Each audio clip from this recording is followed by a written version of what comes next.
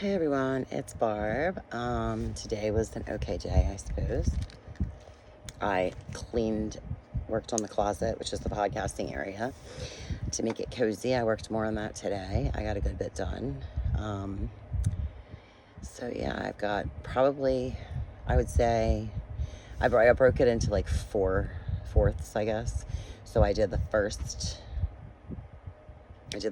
fourth, and then I did the second fourth today. So all I have left is the other two quadrants, and then I just want to tidy that up a little bit. There's games on there, but now I have space downstairs, so I'm going to put board games downstairs so that the kids can use it. My grandkids are downstairs, and then I'm all the way upstairs.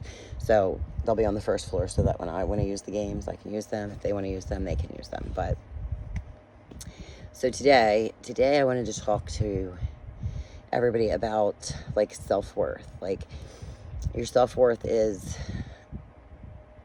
a lot of people who have depression, they tend to find their self-worth by the things that other people say or how other people treat them. So it's not really based on their own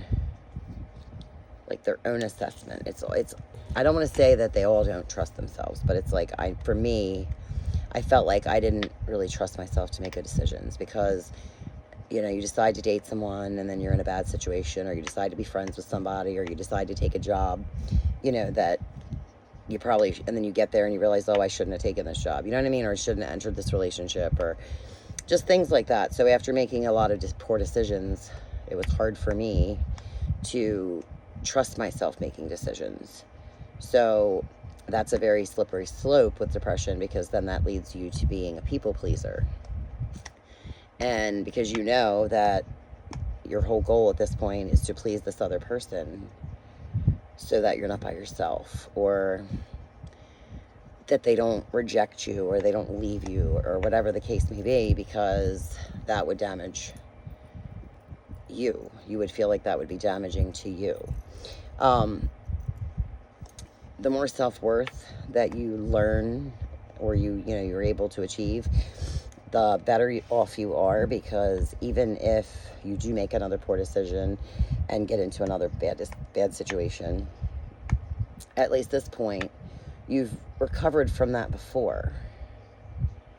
And you may have, like, for me, for my personal story, I recovered from it, and then I ended up right back into it. And when I was younger, I would jump from one relationship and into another one, and I never took time to myself. Everybody would advise me, like older people would say, well, you need to be by yourself so that you can learn learn to love yourself, I guess. Like, learn to get to know yourself and who you are as a person, or at least who you want to be as a person. But it starts with learning who you are. And sometimes we deny who we are. Like, if, I, for example, in my situation, I liked ghost hunting. I enjoy ghost hunting. I might sound silly to some people, and some people think it's crazy because they would be petrified to have a ghostly encounter, but I seek them out. I think it's fun.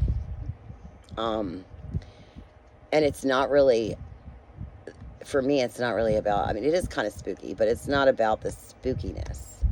It's about the fact that these, like, I've took some pictures, there were orbs in the photos, and like, those orbs were like once souls, like people just like me who suffered and went through stuff and overcame or didn't, I don't know their story, but it's cool to go to like I went to a cemetery and took pictures before several times, but it's cool to see that they're still there, if that makes sense.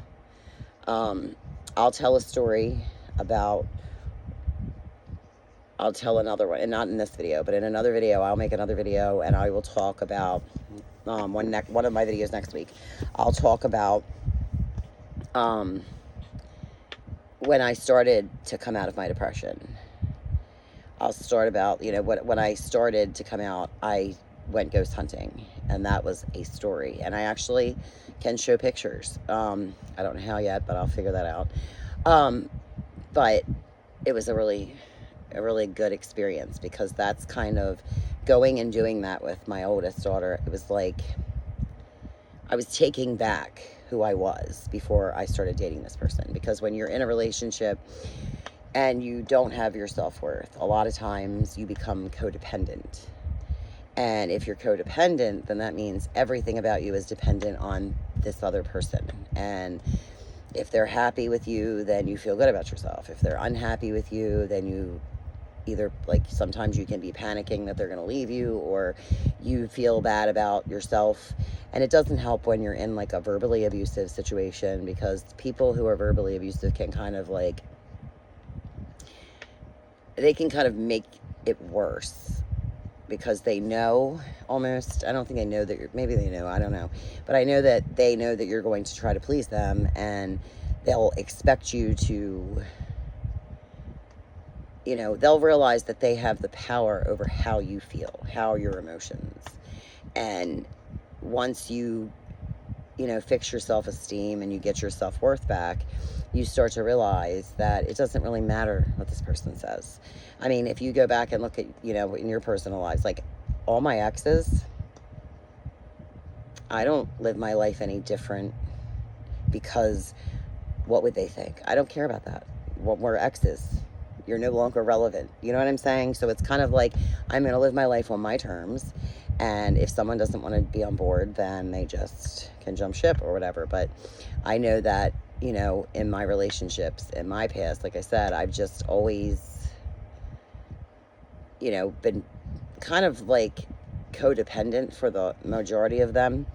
And then it's usually towards the end of a relationship where I start to get my self-worth, my self-worth back. And that's where the fighting comes. When you start, like when you kind of know the end is coming because of the arguments and the constant arguments. And we were constantly arguing and all that. And it was like, why all of a sudden is it like nothing but an argument? And it's because inside, you know that this is settling, and that you can't be settling. You know, like right now I have a job and they don't treat us fairly at work, and I feel like I'm not the only person that says this. It's a lot of people are saying it.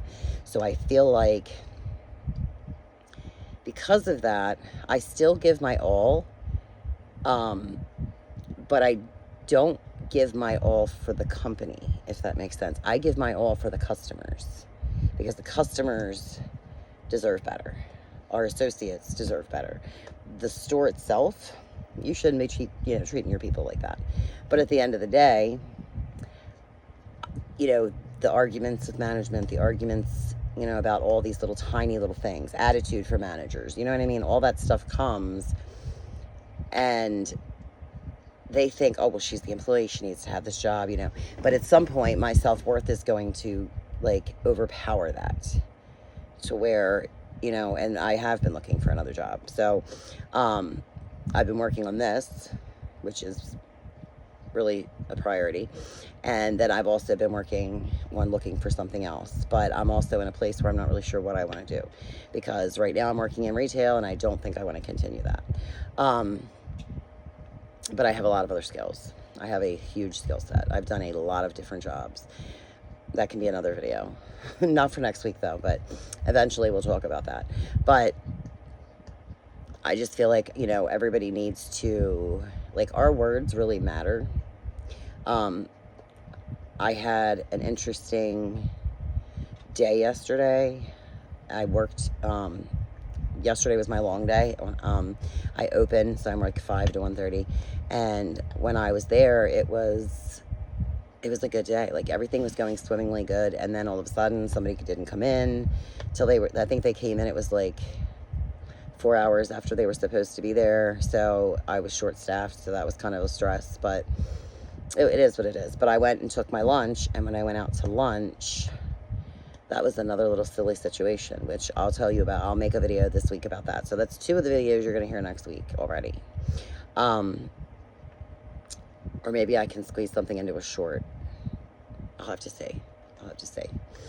Or maybe I'll do it in pieces to keep you all listening, keep you all tuning in. That would be nice. But yeah, I think that, you know, I want, I guess, to just kind of explain, like, if you feel like you're in a situation in your life, whether it be work, home, wherever, and you feel like, you know, your mood is dependent on external things, Like when people say, you just have to love yourself, that was hard for me because, like I said, nobody had any instructions. There was no direction. There was no list. None of that. But the time by yourself, when older people told me years ago to stop dating people back to back and find, some time in between, they 100% knew what they were talking about. Because when you're by yourself, you self-evaluate, you self-reflect, you listen to the music that you like without having to consider someone else. You start to, just be yourself authentically everywhere you go. And once you get that comfortable, because you realize that, hey, I learned a long time ago when I grew up, my mother told me, no, not everybody is going to like you in this life. Not everybody's going to, not everybody is going to like you. Not everybody is going to be your friend. There's going to be people that just dislike you, and maybe they have a reason, maybe they don't. It's just life. And I feel like hearing that from my mother when I was little kind of prepared me for that now, if that makes sense. Like, not just now, but like as I went through life.